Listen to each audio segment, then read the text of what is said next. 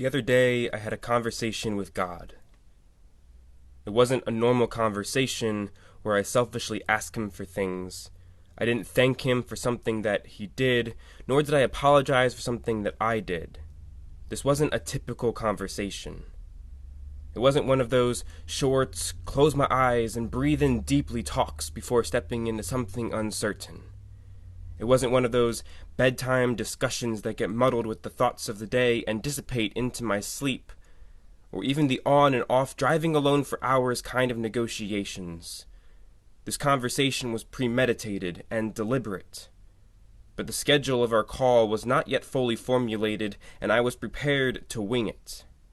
This was like competing against someone without practicing. When you show up guns blazing, ready to strike, yet you don't know what to expect in return, and you don't even know what you are capable of. This was like a boxing match. As I approached the ring opposite God, I was sweating already. My face was tight, my fists clenched, and my legs were shaking. But I stood my ground. I was prepared to come out swinging.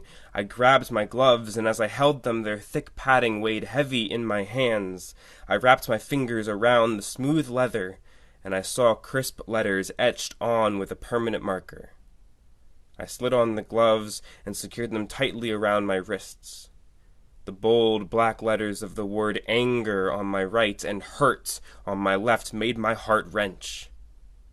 I turned and faced my opponent. While some might see the look in my eyes and run away or show signs of fear, God had a calm about him, as if to gently welcome my jab of hurt and my uppercuts of anger. Despite the intentions behind my being there, I stood there not knowing what to say first. Thoughts and emotions swirled throughout my head like ingredients in a stew. The longer I waited, the more concentrated and melded together they became. With a reckless desire to free my mind of the pressure building up, I opened my mouth and threw my first punch. And then another. And another. I started slowly, trying to compile the scattered words in my head into a coherent mad lib, but despite my sporadic and jumbled pounding, God did not seem fazed. He stood strong and powerful, not wavering with each impact, yet he did not retaliate. Every time I hit, I felt like I was being punched in the gut with my own fist. I felt the words being branded onto my heart, burning deeper and deeper the more I swung. I struck with hurt. My mind flashes back to the hospital as I sat holding my dad's hand, the tubes and the machines and the hospital gowns, the curtain dividers and the muted walls, the cotton swabs and the IV lines, the words I wish I had said, the things I wish I had done, the helplessness that I had felt knowing there was nothing I could do but sit and watch and try to look okay, despite every fiber in my body seeming to be anything but okay. My thoughts are consumed ravenously with the memories of that phone call on the Friday that changed my life forever. A Friday that started like normal but ended with a new reality. A reality I did not want. A reality I did not anticipate for at least 20 more years. But my God is a gracious God. My God is a merciful God. Surely this man lying in that ICU bed deserves this kind of mercy. Surely the man who prayed with his kids each night deserves this kind of grace. Surely the mistakes that were made can be forgiven. The sins committed can be wiped clean. Surely this can't be the end. With a quick switch of my footing, I followed up with anger coming in fast. It was like my fist busted straight through the wall of a dam, and the ocean of whys poured in, flooding my senses. Why did he let my dad die? Why did he take my dad from me? Why didn't he answer my prayers? Why did he leave me to graduate college without him? To get married without him? With each question came another arm flying through the air with the intent to send a message, the message of understanding. I wanted God to feel what he did to me, to know how he left me. A young man yearning for that prickly beard against the top of my head as I lay down on his chest. A young man wanting to go camping together again. A young man with the desire to share the random happenings of my day over a simple phone call. A phone call that has no answer anymore. A phone call that just keeps on ringing. Why, God? Why did you leave me like this? A young man without a father.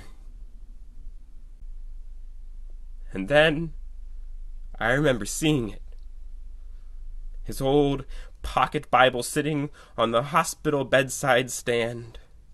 The smooth brown leather binding, the crinkled edges of the thin pages tinted from age.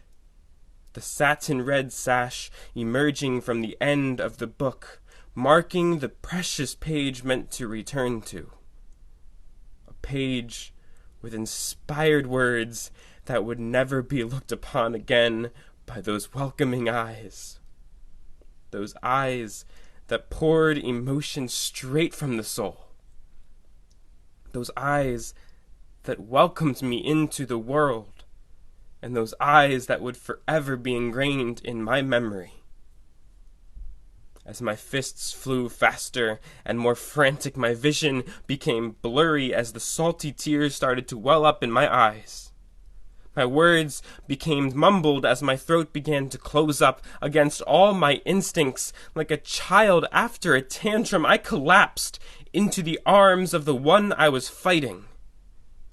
My hands, last-ditch beating against his chest, slowed to a halt as I leaned in closer. The one whom I was wrestling with became my embracer. And as I felt those sturdy arms wrap around me, with my head pressed into his shoulder, I felt that calm he had. I felt that infectious understanding. And I knew, in that moment, that he too had felt the sting of death. And just then, I realized that my father was no longer dead, but alive.